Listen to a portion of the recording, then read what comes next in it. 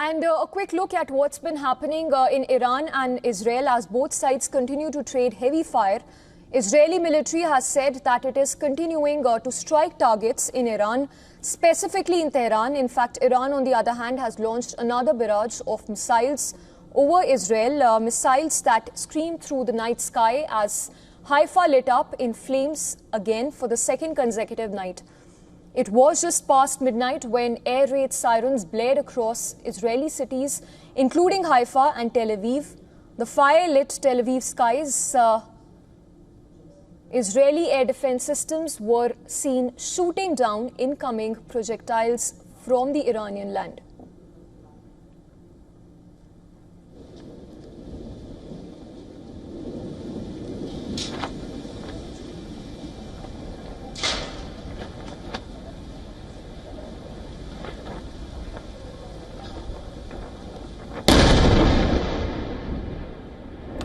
And details coming in that one missile slipped through the Iron Dome's defenses. Israel's powerful air defense systems intercepted the majority of missiles, but not all. This is the moment a missile struck the Israeli port city of Haifa. Important to note here that at least 14 people have lost their lives in the missiles being fired from the Iranian side.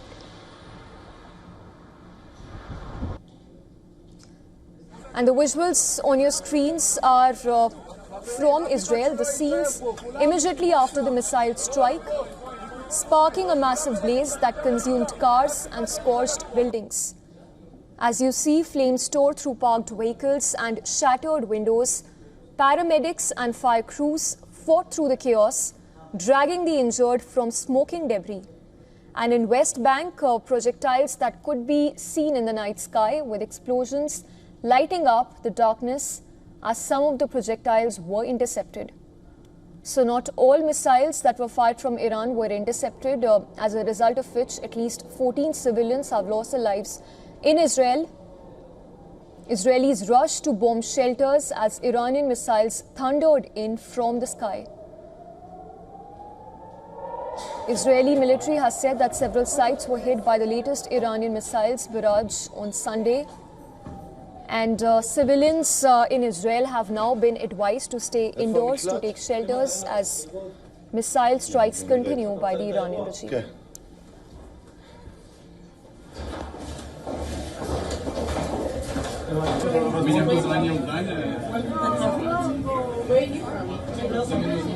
From the moment we launched the campaign, we acted with surprise and deception. In the opening strike, we eliminated the top military command. We will continue to intensify our operations, and in doing so, strengthen our security for years to come. Defending our home front is a critical component of this campaign. As I told you from the beginning, there will be difficult moments. We are in the midst of a challenge unlike those we have faced in the past. We knew there would be a price, and it underscores why we acted now, before it became too late. And the barrage came in response to Israeli Air Force strikes earlier in the day that targeted Iranian missile sites near Isfahan and Shiraz. Israeli jets pierced deep into Iranian territory for second consecutive day, reportedly damaging multiple launch facilities as well. As we speak, missiles are continuously being fired, and residents in Haifa city in Israel are beginning to take shelter in subway amid Iranian missile attack. Now, while these missiles are continuously being rained from both the sides, Israeli Prime Minister Netanyahu claims that American pilots are actively intercepting drones headed toward Israel.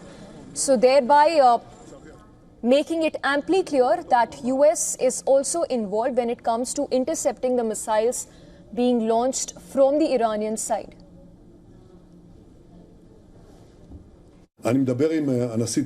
I talk to U.S. President Donald Trump every few days. Minister Ron Dermer is assisting. He is talking to senior U.S. administration officials. I am also joining these talks to create the political space that will allow us to do this, and the United States is of course helping with defense, helping a great deal. I really appreciate President Trump's decisive leadership on this issue.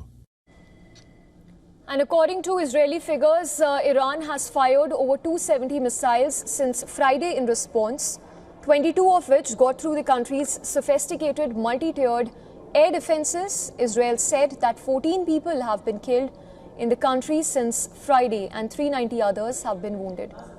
On the other hand, over 220 people have died in Iran in the wave of Israeli attacks. There are over 1,200 people injured in these strikes. Neither side, has shown any sign of backing down. Planned talks on Iran's nuclear program, which could provide an off-ramp, were cancelled.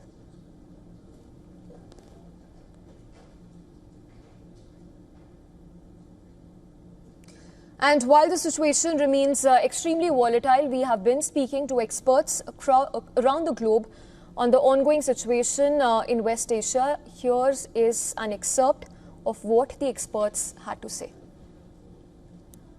Thank you for having me. Actually, as the Iranian official says, and also IAEA said, I suppose it cannot eliminate Iran's nuclear facilities and also its capacities because of its infrastructure that is really under the mountains. So I think even if the United States supports more than it from Israel, I suppose it cannot eliminate Iran's nuclear facilities and nuclear capacities. And also I have to mention that Israel and also the United States know that Iran never wanted to achieve nuclear weapon. And this is not something that I said. Even the U.S. Intelligence Society in its latest report actually convinced it, and they said that Iran doesn't want a nuclear weapon. So I think it's just some claims, and Israel just tried to convince public opinion of the world that this is our aim. But everyone knows that this is not their aim.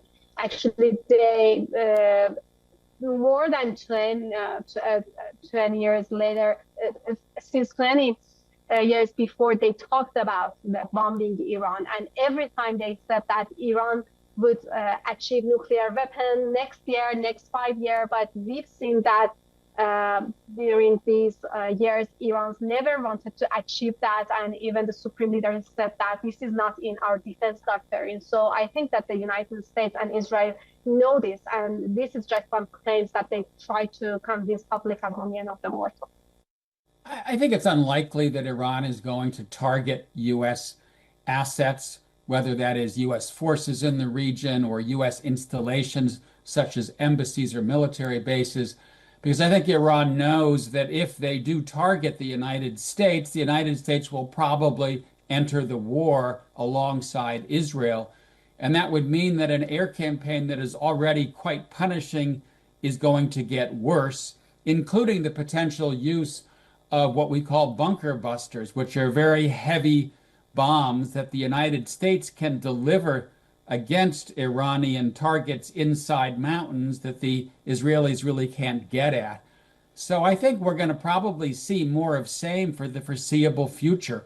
Iran doing what it can to strike back against Israeli population centers, but probably continuing to be cautious about going after other targets, and in particular, U.S. targets.